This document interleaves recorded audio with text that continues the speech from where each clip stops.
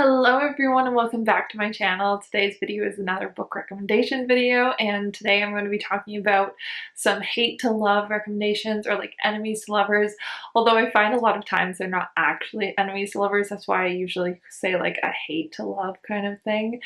So without further ado, let's just hop into the video. By the way, I'm wearing some nice spring colors. The sun is shining. I've got all the endorphins going today, so I'm sorry if I say like a lot in this video or just I really like. I say that a lot.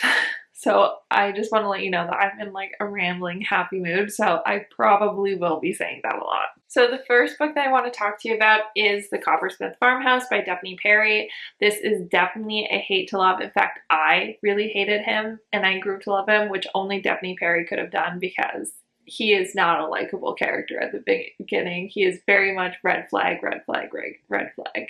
So anyways, this follows Gigi and Jess. Gigi is a single mom who inherits this farmhouse in a small town in Montana and decides she wants to give her daughter that kind of life. So they move from the city to the farmhouse, where she meets Jess, who is the town sheriff, and also he believes that he should have inherited the farmhouse himself because he's been the one who's been taking care of it while the previous owner has been sick. And he thinks that Gigi has just hustled this old man in order to get this farmhouse because she's really pretty. He quickly realizes his mistake and is working hard to make it up to her, but at the beginning, he is very controlling. But Gigi puts him in his place and doesn't let him get away with being like an asshole, being a very controlling alpha male. She doesn't let him get away with it. So you do end up liking him. He does change his ways. You know that he's just very protective of Gigi and her daughter. And it's just a really cute book. This one is like, just know you have to push through at the beginning if you really don't like the main character. I promise you'll at least like him by the end. The next book is Dark Olympus by Katie Robert. This is the first book in the Dark Olympus series. Honestly, all of these books could fall all into this trope for sure, but the first one is my favorite, so I'm going to talk about that one. This is a Hades and Persephone retelling, which I absolutely love those kind of books. Persephone finds out that she is going to be forced into an engagement with Zeus, who is the ruler of the city of Olympus. So she flees across the river Styx to Hades territory where she can be safe, and she decides that she wants to be ruined for Zeus. And so she makes a pact with Hades in order so that he'll take her into his sex club, and he just is going to show that she's not this innocent girl that Zeus wants to make her out to be, and so that he won't want to marry her anymore. So yeah, and a lot of other things happen, and there is a whole overarching plot, which I just love this series, and Katie Robert writes some great spicy scenes, so I definitely recommend this book, but just know that it is like a lot of spice. There's not a ton of plot. It's more spice than plot for sure.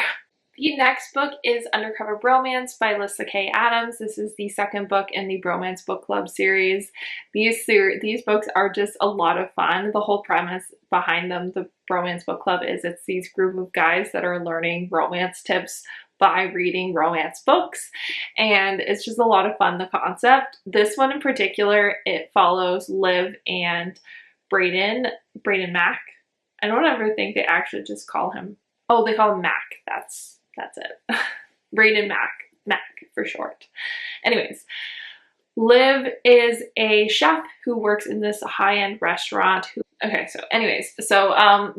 goes to the restaurant that Liv works at, which is a high-end restaurant, and ends up complaining about something, so she has to go meet her boss later on to get a telling off. And while she's there, she figures out that the owner of the restaurant has been harassing this young hostess, and she ends up getting fired because she knows that information and because she confronts him about it. So Liv vows revenge, and in order to do that, she uses Mac's connections and the connections of the Bromance Book Club in order to set up sort of like a sting operation, which they're inspired by from reading a romantic suspense novel. It's just a lot of fun. There are chickens in this book. There are like some farm animals. This book is a lot of fun. And it's sort of like enemies to partners to lovers, so it's just a lot of fun. I definitely recommend this book and this whole series because they're just a great time. The next book I want to talk about is Book Lovers by Emily Henry. I love Emily Henry's writing. I actually think beach read could also fit into this category, but I decided I'll talk about Book Lovers because I'm saving beach read. It's one of my all-time favorite books and I feel like I talk about it all the time, so I've decided to talk about Book Lovers for this trope instead. So I'm sure you've heard about this book because Emily Henry is everywhere, but I still could not include one of her books in this trope. This one follows Nora and Charlie. Nora is a cutthroat literary agent who actually loves romance novels, but has never had the romance in real life. And Charlie is an editor from back in the city. They've met several times and clashed every single time they've met. Then Nora goes and visits this small town from one of their favorite romance novels with her sister, because her sister is convinced that she needs this small town vibe, like she needs to live it out, and she agrees because she will do anything for her little sister. Nora agrees because she'll do anything for her little sister. And while she's there, she keeps running into none other than Charlie, who she finds out is actually from that small town. But as they get to know each other and keep running into each other in this small town, they are realizing that they both have created narratives around each other that are just not true. I love this one almost as much as I love Beach Read. It's a really close second. And last but not least, I have Under One Roof by Ali Hazelwood. This is the first book in the Feminist Novellas series. So this is a novella, so don't expect like a full, completely rounded out story, but I was really pleasantly surprised with how well Ali Hazelwood was able to create that full story arc within such a short amount of pages. This book follows Mara and Liam, each of whom have inherited half of this his aunt's house. She was her grad student, I believe. Anyways, they both inherit this house, and Mara actually has to move to the city where the house is located in order for her job as an environmental scientist. So she refuses to leave, even though Liam has been living there for a while and wants to just buy her out of her half of the house. So she decides she's going to live there anyways because she finds him really rude and off-putting, and he is also part of a oil rig company, so they're clashing on that front as well.